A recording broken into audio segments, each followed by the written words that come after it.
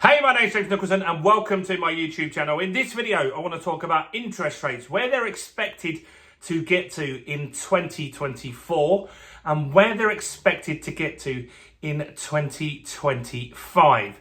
Now, this is data and a report sent to the UK government from the IMF, the International Monetary Fund. So there is something to listen to in this report. And so I think it's always good to listen to different sources, see what their opinions are. And they do have some sway on the government and the Bank of England.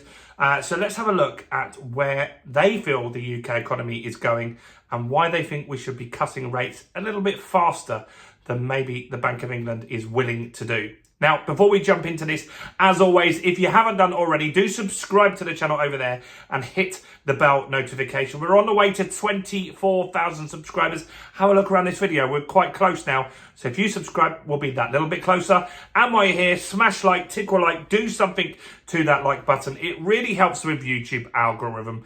And if you don't do it, then the channel won't get more views. So take a moment and it will really help. And you'll be an all-round great person. So the IMF has done a report and it's actually quite positive about the UK economy. In fact, they've revised their forecasts up for the UK economy. They're saying pretty much that the UK is going to have a soft landing. We like to hear that, right? And so we had a recession. We've officially come out of that recession now. It wasn't too bad. We could have another one. No one knows for sure, but it is likely, they believe, that the UK economy is going to grow. Their original forecast, so for the economy, their original forecast this year was 0.5% growth. They've revised that up to 0.7% growth. Not massive growth, but it will do, right? We want to be moving in the right direction. I can't wait until we stop talking about rates, inflation and recessions. We want to be back to growth, people getting jobs, people feeling prosperous, and people just feeling that they're catching up with that difficult time with inflation that we've had for the last 3 or 4 years. Because everybody, while prices aren't going up as much as they were, they are still going up. And they are still feeling that squeeze, especially on rents. We've talked about rents a lot on this channel. They're up nearly 10% on an annual basis. My belief is that that's been caused by the interest rate rises, and that's the biggest bill for most people. So it really is hitting people hard. So hopefully they're right and we're moving in the right direction. Now, for next year, they feel the economy in the UK is going to grow by 1.5% in 2025. So the target you'd want to get to is around 2% each year. So that's good. And if we can keep growing at that level, then finally we can put all this stuff behind us and have a few good years at least, right? Which is what we want to see.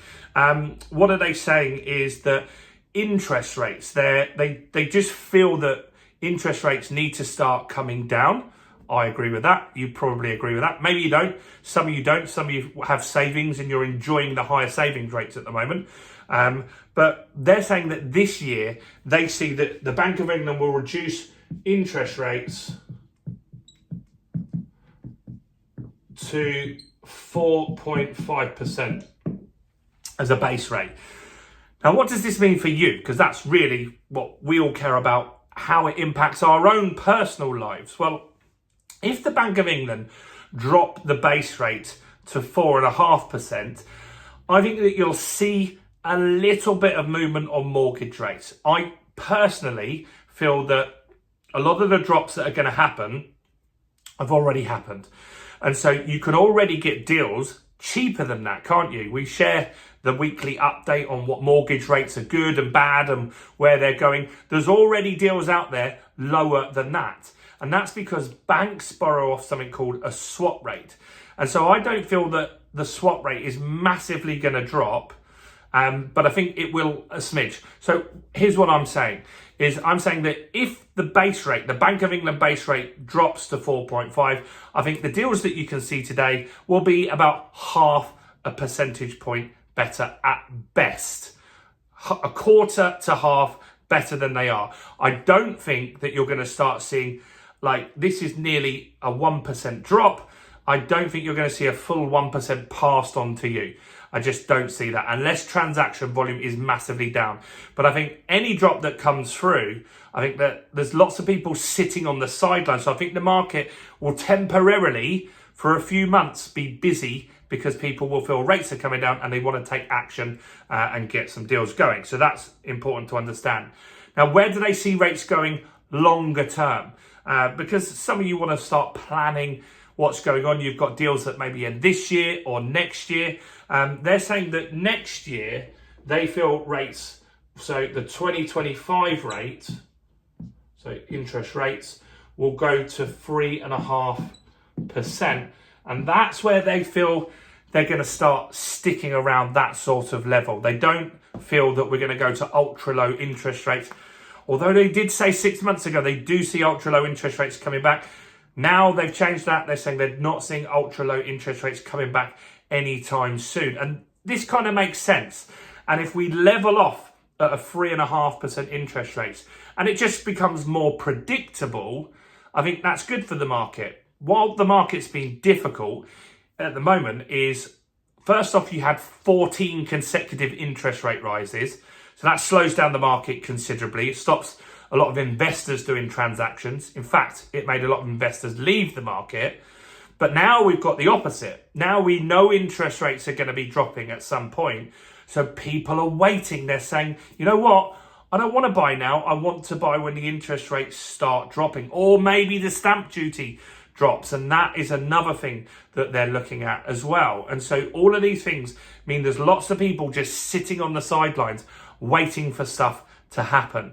And that isn't good for the market. That's not good for agents. It's not good for solicitors. It's not good for builders. And in fact, all of those industries contribute hugely to the UK economy. So it's not good longer term for the UK economy. So the Bank of England need to start looking at giving a clear path as what their plans are.